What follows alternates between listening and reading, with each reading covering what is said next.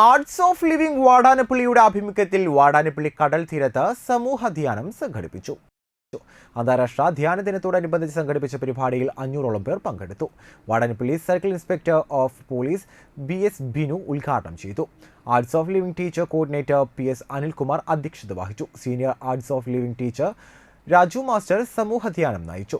ഗ്രാമപഞ്ചായത്ത് അംഗം KP Sreejith, Vadanappally arts of living ഭാരവാഹികളായ സുമ, പങ്കജാക്ഷൻ, സവിത, സരസ്വതി, രാജേഷ് അരങ്ങത്ത്, ഗിരീഷ്, സതീഷ് മാസ്റ്റർ, ഉല്ലാസ്, KL മനോഹിത് തുടങ്ങിയവർ പരിപാടികൾക്ക് നേതൃത്വം നൽകി. കാര്യങ്ങളൊന്നും അറിയില്ല. ചെറുപ്പകാലത്ത് കുറേ നാളുകൾക്ക് മുമ്പ് യോഗയൊക്കെ പഠിച്ചുകൊണ്ടിരുന്ന കാലഘട്ടത്തിൽ കുറച്ച് ധ്യാനാസനങ്ങൾ പ്രാക്ടീസ് ചെയ്തിട്ടുണ്ട്. പക്ഷേ ശരിക്കും ഇപ്പോൾ ഓരോരുത്തരും ഓരോ രീതിയിലാണ് കോൺസെൻട്രേഷൻ അല്ലെ മനസ്സിനെ കൺട്രോൾ ചെയ്യുക. മനസ്സെന്ന് പറയുന്ന സാധനം നമുക്കൊരു സമാധാനം തരാത്ത ഒരു സാധനമാണ്.